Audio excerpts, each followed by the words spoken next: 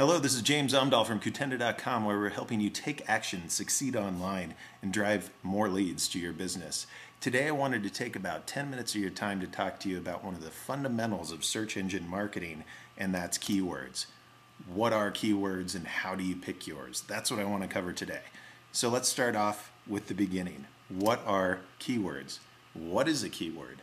Well, number one thing I want to point out, because I think this confuses a number of people, is a keyword is either a single word or a phrase. A lot of times when I'm talking to people about keywords who aren't really familiar with things in search marketing, what you're going to find out is they always think it's got to be a single word. But in reality, insurance could be a keyword, but auto insurance could be a keyword. And I want to purchase auto insurance for my mother on Tuesday. That's a keyword as well. So it can be a word or a phrase. Foundation information there, I know, but something to really understand. Second, and most important, a keyword is used to search for information on the internet.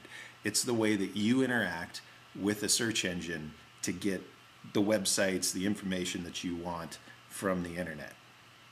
So that really comes down to one of the big points that you need to think about when you're picking keywords for your business or for your clients' businesses, and that's the intent behind a search.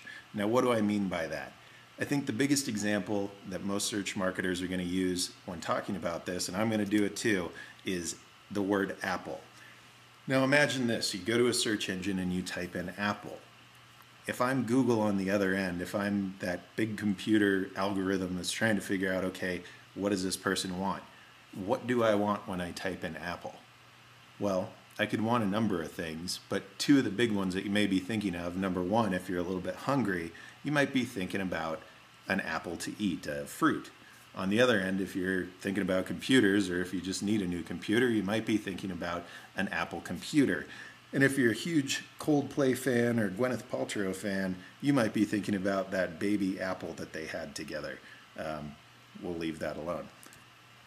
So, are we talking about computers or are we talking about fruit? That's the intent.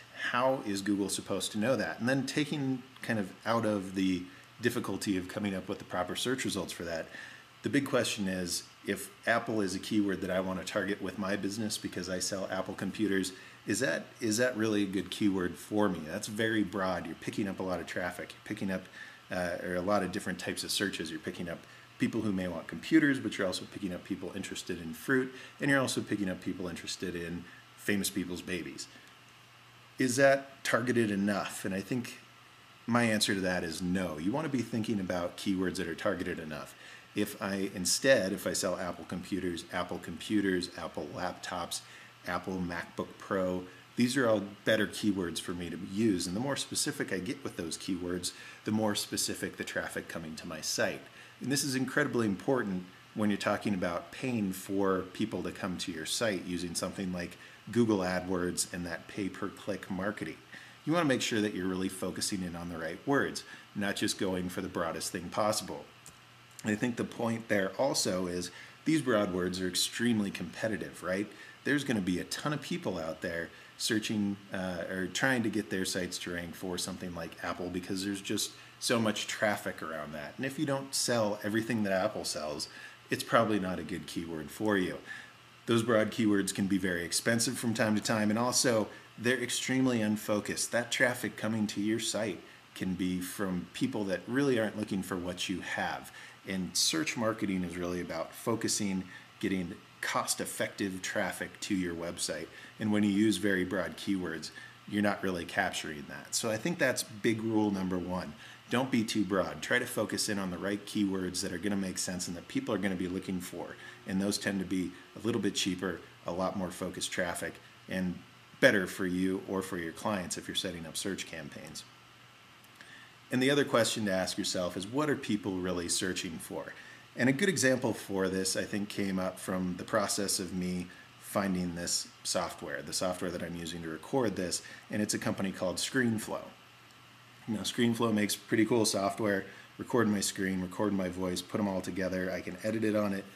Very nice, and I think I just did a commercial for them. But the thing that I found that was very interesting, and it was difficult to find them on the internet. It was difficult to find ScreenFlow as a good solution to my problem of needing to record my screen and my voice. And I think when you look at their website here, you kind of can get an idea why. They probably refer to themselves from a corporate standpoint as a professional screencasting studio. But the question when you're thinking about keywords is anybody out there looking for a professional screencasting studio? In my world, no. I didn't even know what screencasting was or that that was a word that you would use to describe this. I was just thinking about recording my computer screen. So when you're thinking about keywords, you got to think about what your potential customers are searching for.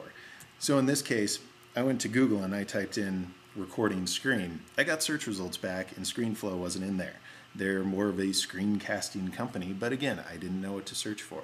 So let's do some comparisons. And this is something that you can do in the Kutenda tool. You can go to our keyword tool within Kutenda and just do some searches, plug in some words, and what you're going to get back are volume numbers, search volume numbers. And I did some of that testing within the Kutenda tool, and I just typed in some of the keywords that I thought would make a lot of sense and some of the keywords that were suggested by the tool that came out and made sense to me.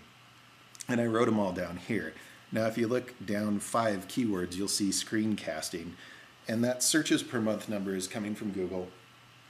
And you can see that there's about 8,100 searches per month for screencasting. So obviously there's people out there looking for screencasting. But as you move up this list, you'll see how to record screen, same amount of searches. Take another step up, screen recording software. That's exactly what this company does, and there's actually more search volume for that than screencasting. Go up another step, screen recording. Now you're up to 40,000 searches. That's 5 times the number of searches as screencasting, and even better, recording screens, that's 60,500 searches per month. So looking at these stats, you might say to yourself, well, wow, that makes a lot of sense. I'm going to really focus on the keyword record screen. Well, yes and no. I think that could be good, but there's another piece of this, and you want to be thinking about not just the 7.5 times more traffic, but the motivation behind those search terms.